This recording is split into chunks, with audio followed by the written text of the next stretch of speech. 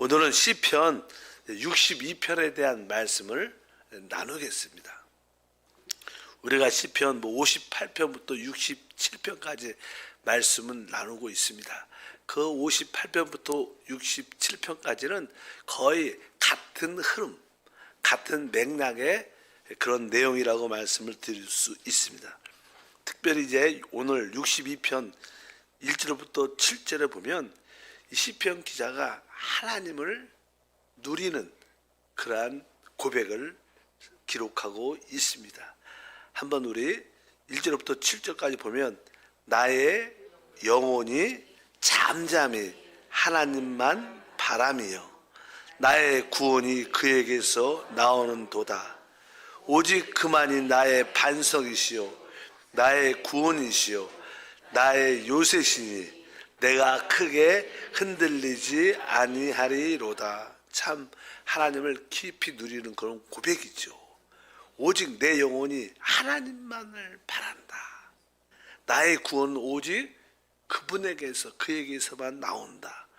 그가 나의 반석, 나의 구원, 나의 요새, 내가 흔들리지 아니한다. 계속 이 다윗을 환경적으로 주변의 사람들이 죽이려고 늘 고통 가운데 있게 되었지만 그런데 흔들리지 않고 오직 나는 구원이 하나님께만 나오고 하나님에게만 피한다. 뭐 사실 3절에 그런 거죠. 넘어지는 당과 흔들리는 울타리 같이 사람을 주려고 너희가 일제히 공격하기를 언제까지 하려냐. 계속 다윗을 죽이려는 그러한 역사가 있었습니다. 그럴지라도 오직 다윗은 바로 하나님만을 바라보는 그런 모습들. 다시 한번 반복하죠. 다윗은 5절에 보니까 나의 영혼아 잠잠히 하나님만 바라라. 무릇 나의 소망이 그로부터 나오는도다. 오직 그만이 나의 반석이시요 나의 구원이시요 나의 요새시 내가 흔들리지 아니하리로다. 나의 구원과 영광이 하나님께 있음이요 내 심의 반석과 피난처도 하나님께 있도다. 이렇게 하나님만을 바라고 하나님 안에서 체험과 누림을 갖는 그 다윗의 고백을 우리가 볼 수 있습니다. 그러면서 이제 어떤 환경 가운데도 하나님만 바라니까 이제 모든 사람들은 다 이러한 시편 기자의 권고를 받아라. 그리고 백성들에게 이렇게 하나님만을 바라보도록 권고하는 그렇게 말을 합니다. 그래서 8절을 보니까 백성들아 시시로 그를 의지하고 그 앞에 마음을 돌아라. 하나님은 우리의 피난처시로다. 그러면서 뒤에 보면 뭐 낮은 자도 높은 자도 다 의미가 없고 많은 재물도 우리에게 진정한 도움을 주지 못한다. 그런 고백이 쭉 기록되어 있어서 그런 이야기입니다. 9절부터 보니까 슬프도다 사람은 입김이며 인생도 속임수니 저울에 달면 그들은 입김보다 가벼우리로다. 포악을 의지하지 말며 탈취한 것으로 허망하지 말며 재물이 늘어도 거기에 마음을 두지 말지어다. 그런 거죠. 어떤 환경 가운데도 이 사람들을 의지하지 말라는 거예요. 뭐 천한 자도 부한 자도 다 입김처럼 다 날아가고 아무것도 아니다. 많은 재물조차도 우리를 도울 수 없다. 오직 하나님만을 바라라. 나의 백성들아. 이렇게 그들을 권고하는 그런 모습이 기록되어 있습니다. 그러면서 다윗은 이렇게 고백하죠. 11절과 12절에 하나님이 한두 번 하신 말씀을 내가 들었나니 권능은 하나님께 속하였다 하셨도다. 주여 인자하심은 주께 속하오니 주께서 각 사람이 행한 대로 갚으심이니이다. 이렇게 말씀을 합니다. 뭐죠? 12절에 주여 인자하심은 주께 속하오니. 우리가 신앙생활을 한번 할 때 한 번쯤은 우리는 하나님께 우리의 환경적인 어려움으로 인하여 많은 고통과 환난으로 인하여 하나님을 추구하죠. 하나님을 바라고 하나님이 나의 모든 요새시고 나의 모든 구원이 되십니다. 하나님이요 나에게 하나님의 그 인자하심을 하나님께 속한 그 인자하심을 내게 베풀어 주시옵소서. 우리는 대부분 이렇게 기도를 합니다. 그래서 우리는 이런 시편의 기자를 되게 좋게 생각을 합니다. 또 우리에게 맞지요. 고도가 맞아. 내가 그냥 절망 가운데 있을 때 그렇게 하나님께 구하고 또 다윗이 그렇게 응답받는 모습을 보고 우리는 기뻐합니다. 근데 사실 우리가 조금 신약적으로 보면 다윗은 이렇게 하나님을 찾죠. 간절히 찾는데 진짜 하나님을 찾는 목적이 무엇일까? 여러분들은 진짜 하나님을 찾는 목적이 무엇입니까? 그냥 나의 이 고난에서, 이 어려움에서 벗어나기 위해서. 일반적인 사람들은 그래요. 구약에 많은 사람들은 그렇죠. 내 이 너무나 삶이 어렵고 고통과 질병 가운데 아프니까 하나님 날 여기서 좀 구원해 주시옵소서. 진짜 우리가 하나님을 간절히 찾는 이유가 무엇일까? 그 하나님의 인자하심을 바라고 여기서 모든 고난과 어려움에서 구원받기를 원하는 것이 우리의 가장 기본적인 목적이겠지만 우리가 좀 더 하나님의 경륜 안에서 하나님의 역사를 사모하는 그런 은혜가 있어야 됩니다. 내 자신의 고난과 환난에서 벗어나는 것뿐만 아니라 하나님의 목적을 위하여 사는 그러한 믿음의 고백도 있어야 된다. 우리는 사실 우리를 위해서만 기도하죠. 하나님의 유익과 하나님의 목적을 위해서 기도하는 것은 많지 않아요. 그냥 내가 여기서 벗어나고 원수를 좀 처리해 주시고 그 결과 하나님을 높이기를 원합니다. 우리는 뭐 고작 기도해도 그 목적이지만 그러나 성경에서 진정한 하나님의 목적을 알 수 있어야 됩니다. 사실 하나님의 목적은 사실 무엇일까? 하나님의 목적은 사실 하나님의 자신을 우리에게 주시는 거예요. 그리고 우리로 하여금 하나님을 이렇게 나타낼 수 있도록 표현할 수 있도록 바로 하나님이 우리 안에서 사실 수 있도록 역사를 하나님 역사입니다. 그래서 우리가 신약에서 가장 중요한 내용은 무엇일까? 사실 그것은 성령을 따라 사는 거예요. 성령. 그래서 구약은 그런 말이 없죠. 구약은 아직 그냥 그 정도까지 영성이 거기까지 오지 못했으니까 신약은 우리가 뭐예요? 오직 성령을 따라 삶으로 하나님을 살도록 우리가 하나님을 살 수 있는 길은 오직 성령을 따라 사는 것밖에 없습니다. 그래서 우리의 추구는 우리가 어떤 고난과 혼란에서 벗어나는 것을 넘어서 오직 우리의 기도는 하나님 내가 성령으로 충만하고 성령을 따라 삶으로 말미암아 하나님을 살게 그리스도를 살게 하소서. 그 결과 하나님의 목적이 이루어지게 이런 기도까지 우리가 승화돼야 된다. 너무 내 문제에서만 벗어나려고 그러면 더 이상 올라갈 때가 올라가지 않습니다. 그리고 그렇게 해도요, 뭐 내가 기도가 응답받아도 나중에는 이게 텅 빈 마음이 있어. 우리 안에는 성령이 오셔야지만 참된 만족이 있고 축복이 있는 줄 믿습니다. 세상에서도 종종 많은 어떤 기업가들, 성공한 사람들이 뭐 사업적으로 외적으로 보면 다 성공해서 근데 어느 날 자살로 죽습니다.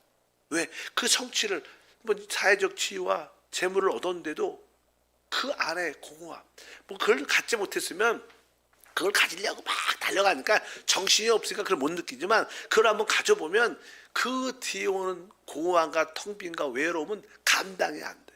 그래서 어떤 사람들은 내가 왜 살지? 내가 누굴 위해서 돈을 벌었는가? 그러면서 그냥 너무나 공허하고 고통스러우니까 그냥 자살하는 그런 분도 종종 있잖아요. 우리가 분명히 알아야 합니다. 우리의 삶은 그 성령이 우리의 목적이 돼야 돼. 그것만이 하나님을 나타낼 수 있기 때문인 줄 믿습니다. 그래서 로마서 8장 4절에 말하죠. 육신을 따르지 않고 그 영을 따라 행하는 우리에게 우리는 육신을 따라 사는 게 아니라 그 영, 우리 연합된 영을 따라 사는 게 정말 중요해요. 저는 뭐 계속 우리 교회가 그런 말을 하니까. 또 우리가 갈라디아서 5장 25절도 만일 우리가 성령으로 살면 성령으로 행할지니라. 이것을 분명히 우리가 알아야 된다. 시편 같은 경우에 구약적인 관점을 우리가 조금만 이해를 잘못하면 어떤 생각이냐면 그 사람들은 이 구약적인 관점이 있으면 사람들이 대부분 정의를 사랑하고 정직을 사모하고 그 다음에 바로 성실함을 추구하는 게 많습니다. 주님을 추구하는 자들 보통 일반적으로 그런 사람들은 정직, 의와 바로 성실과 바로 정직 이런 거에 갇혀 갖고 여기에 포커스를 맞춰 갖고 하나님을 경배하고 따라드립니다. 하나님 의로운 삶을 살게 하시고 정직하게 하시고 성실하게 하소서. 진짜 맞는 것 같아요. 그러나 이것은 교회에서 말하는 영성이 아닙니다. 영성이 아닙니다. 영성은 성령이셔요. 이걸 알아요. 많은 사람들이 요새 민주주의 투표 때문에 막 젊은이들이 일어나서 막 이렇게 시위하잖아. 민주화를 위해서. 이것은 진보와 보수를 넘어선 문제죠. 이건 진보 문제도 아니고 보수 문제도 아니야. 그냥 국민 투표에 대한 부정은 되게 이렇게 가장 기본 권리를 없는 거죠. 이건 누구 편 잘못되는 게 아니라 이것은 새롭게 개편돼야 되는, 이런 사람들은 대부분 뭐예요? 이것도 정직과 의로움이 있어야 돼. 정직이 있고 성실해, 똑바로 해. 근데 이런 것은 영성이 아닙니다. 영성이 아니에요. 교회가 이런 것을 외쳐야 된다. 그래서 종종 어떤 큰 교회들이 이게 우리 재선거도 해야 되고 성간일 해쳐야 되고 그냥 어떤 교회들도 막 일어나요. 그래야 될 것 같아요. 그래야 또 그것이 또 합당하고 이 시대에 그렇게 외치는 교회들도 없죠. 무서워서. 그러나 우리가 신약에서 말할 때 진정한 하나님을 찾는 것은요, 의를 앞세우고 정직을 앞세우고 성실을 앞세우는 건 영성이 아닙니다. 진짜 영성은, 신약에서 영성은 성령밖에 없어요. 진짜입니다. 이게 성령 없는 정직, 의, 그분은 그게 영성이 있다고 말하는 거예요. 교회 영성이 아니에요, 그런 것. 어제 여러분들이 내가 진짜 성령을 따라 살면 그리스도가 나타나요. 왜? 사실 성령은 그리스도의 영이니까. 그래서 우리가 말하는 그런 관점을 이해할 수가 있어야 된다. 만약에 우리가 이 정직과 의로움과 성실을 막 강조를 하다 보면 우리는 성경을 잘못 해석해요. 잘못 해석해요. 많은 성경이 잘못 해석됐죠. 그래갖고 그런 관점으로. 구약에 보면 결국 유대인들, 바리새인들은 성경을 갖고 있었죠. 근데 그들은 아주 그것을 율법적으로 갖고 있었어요. 그것이 잘못 영적으로 해석된 거죠. 그러니까 그들은 우리는 하나님을 제대로 믿고 있다고 말하면서 많은 사람을 죽입니다. 실제로 그렇죠. 예수님이 이 땅에 오셨는데, 하나님의 아들이 오셨는데 결국 뭐예요? 그들의 그 영성, 그들의 영성도 아니에요. 영성은 그냥 그들의 정직, 의, 그들의 성실로 인하여, 그런 태도로 인하여 예수님을 죽입니다. 그래서 예수님이 아예 그런 말을 해요. 요한복음 11장 2절에 그런 말씀하죠. 사람들이 너희를 추죽여 할 뿐만 아니라 때가 이르면 물은 너희를 죽이는 자가 생각하기를 이것이 하나님을 섬기는 일이라 하리라. 사실 많은 자들이 진짜 저들이 하나님을 이단이고 잘못 가르치고 있고 하나님을 모독하는 것이기 때문에 저런 자는 죽여야 된다. 그래갖고 많은 자. 그래서 이제 교회 역사에 보면 가장 신실한 사람을 가장 많이 죽인 단체가 캐톨릭이에요.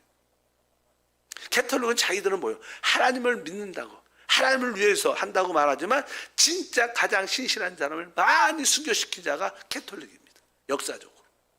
구약에 보면 예수 신약 시대 바리새인과 서기관들이죠. 자칭 하나님의 말씀을 갖고 있었어요.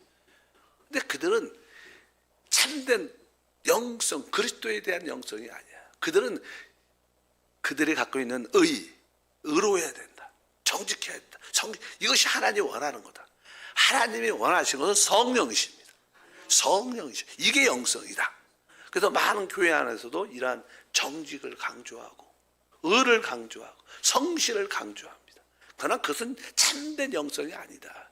참된 영성은 성령을 떠나서 나타날 수 없습니다. 그래서 여러분들이 항상 우리 안에 오신 그 성령에 대한 깊은 이해, 성령과 동행하는 삶, 이런 것이 우리에게 중요하다. 시편의 많은 기자들은 아직까지 구약이니까 이런 단계까지 많이 못 올라왔다. 그래서 종종 시편 기자들은 이런 시편을 좋아하는 몇몇 사람들은 잘못 왜곡돼 갖고 이러한 그러한 모습으로 빠질 수 있다는 거. 우리는 그래서는 안 된다. 우리는 성경은 창세기부터 계시록까지 66권이니까 전체를 다 봐야 된다. 우리가 정말 성령을 따라 살면 우리의 원수를 멸해 달라고 이렇게 기도할 수 있을까? 그렇게 할 수 없어요. 신약은 그러죠. 원수를 사랑하고 그들을 위하여 기도하라. 그게 신약이죠. 신약. 뭐냐, 구약적은 그 힘이 없지만, 그러나 신약은 바로 그렇게 할 수 있도록 성령이 우리 안에 오신 줄 믿습니다. 그는 무거운 얘기가 아니고, 우리가 디모데후서 2장 15절에 보면 말씀입니다. 너는 진리의 말씀을 옳게 분별하며 부끄러울 것이 없는 일꾼으로 인정된 자로 자신을 하나님 앞에 드리기를 힘쓰라. 너는 진리의 말씀을 옳게 분별하라. 성경을 왜곡 없이 진짜 바르게 올바르게 이해하고 그것을 따라가야 된다는 거예요. 많은 사람들이 성경을 가르치지만 조금씩 왜곡되고 또 이렇게 삐뚤어지고 자기 관념이 센 거예요. 우리 성경에 계시가 있어야 됩니다. 다양한 가르침도 많죠. 우리가 뭐 잠언서 보면 인간이 이 땅에서 사람과의 관계에서 어떻게 생활해야지 합당한 인간관계를 가질 수 있는가, 뭐 얼마나 지혜로운 말이 많지만 그래도 결국 그 실제는 성령이시다. 왜? 그분이 그리스도 그 자신이니까. 그분을 통하여 하나님의 목적이 우리 안에 이루어질 줄 믿습니다. 신약의 영성은 무엇이냐? 바로 그분이, 그리스도가 십자가의 죽음과 부활과 승천하셔서 성령으로 이제 어디? 실제로 우리 안에 오셨다는 거예요. 실제로 우리 안에, 우리가 진짜 믿음의 생활을 할 때 그분이 죽음과 부활을 통하여 생명 주는 성령으로 우리 안에 오셨다는 것을 믿지 않으면 신앙에서는 참된 신앙이 아닙니다. 많은 사람들은 그냥 하나님 우리와 함께 한다는 걸 믿지, 진짜 성령이 내 안에, 하나님 삼일째 하나님이신 그 성령이 내 안에 계시다는 것을 잘 안 믿어요. 그냥 생각으로만 믿지 체험도 갖지 않고 진짜 우리 하나님의 그 성령이 우리 안에 실제로 계시다. 우리는 그분과 함께, 그분이 사는 거죠. 그분이 사는 거죠. 이러한 확실한 믿음을 가져야 성경을 전체로 볼 수도 있고 또 이해할 수 있고 진짜 우리에게 참된 지침서, 길이 될 줄 믿습니다. 이러한 관점으로 시편조차도 잠언조차도 우리가 읽어야 된다는 거야. 그냥 인간적인 관점에서 나에게 생활에 좀 도움이 되고 좀 깨달음이 되고 이런 관점이 아니라 하나님의 목적을 위해서 기도하는 그런 단계까지 우리에게 필요함이 있는 줄 믿습니다. 그래서 항상 이 시편을 보게 되면 다윗이 하나님을 막 사랑하고 찬양하고 기뻐하다가 항상 원수에 대해서 하나님 나는 온전한 자니까 원수는 확실히 멸해주, 이런 기도를 꼭 해요. 그러나 이것은 조금 뭐예요?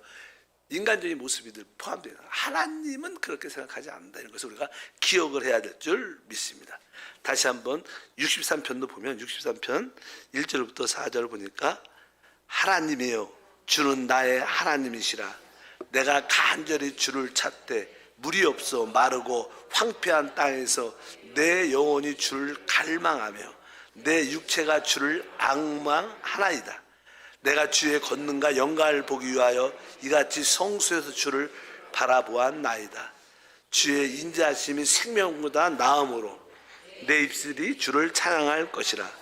이러므로 나의 평생에 주를 송축하며 주의 이름으로 말미암아 나의 손을 들리로다. 여기서 다윗은 말하죠.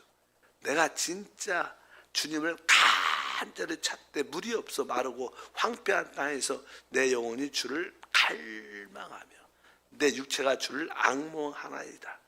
오직 주의 권능과 영광을 보기를 원합니다. 그러면서 이 다윗이 간절히 찾고 찾는 것은 무엇인가? 여기에 3절에 나오죠. 주의 인자하심 생명보다 나오로. 이 다윗은 자기가 고통과 환난 가운데 주님의 그 인자하심을 사모해. 하나님 나에게 그 인자하심을 달라, 인자하심을 부어달라고 계속 기도합니다. 인자하심. 그러나 그 인자하심의 실제는 신약에서는 성령이라는 거예요. 성령. 우리가 간절히 찾는 것은 우리가 어떤 고난과 환난에서 벗어나는 게 아니라 그 성령의 충만함을 사모해야 돼요. 그게 우리의 답이니까.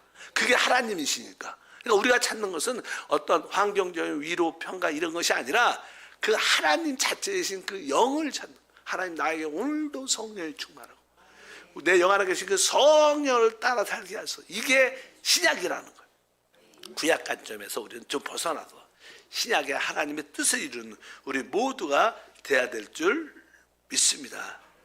다윗은 말하죠. 계속 시편 참 아름답죠. 다윗은 그냥 우리가 구약적인 관점이라 했지, 구약적인 관점에서 최고의 기도를 하죠. 5절부터 보니까 골수와 기름진 것을 먹은가 같이 나의 영혼이 만족할 것이라.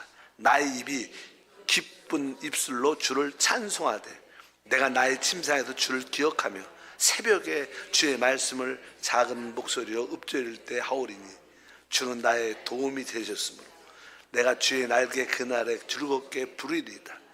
나의 영혼이 주를 가까이 따르니 주의 오른손이 나를 붙드시거니와. 이 다윗은 기도하면서 말하죠. 7절에 주는 나의 도움이 되셨습니다. 내가 주의 날개 그늘에서, 다윗이 원하는 것은 주의 날개 그늘 안에서 안식하고 누리는 거였어요. 근데 이 모든 것의 실제는 뭡니까? 성령입니다. 성령이 바로 주님의 날개 그늘이다. 그래서 우리는 항상 성령과 영에 대한 인식이 깊어야 진정한 우리의 기도와 또 하나님의 목적이 이루어진다. 우리가 성령을 따라 살지 않으면 하나님 목적으로 이루어지지 않습니다. 우리가 성령에 대한 이해를 갖지 않고 구하지 않고 그냥 우리 문제만 해결을 위해서 구한다면 뭐 문제는 해결돼도 우리 안에는 그래도 여전히 공허할 겁니다. 뭐 여러분들이 우리가 어떤 질병에서 기도해가 치유받죠. 많은 사람들이 교회 안에서 치유받습니다. 그리고 어때요? 다시 떠나요. 다시 가. 그럼 또 많죠. 처음에 왔다가 아파서 왔다가 어찌하든지 뭐 찬양 가운데 뭐 성령의 어떤 기름 부음 가운데 치유받아. 그리고 치유받았으면 안 나오셔서 전화를 했다 보면 왜 안 와요? 아유 치유받았는데 치유받았는데 못 따라오냐. 그런 분도 많아요. 실제로 많은 사람들 그렇게 믿어요.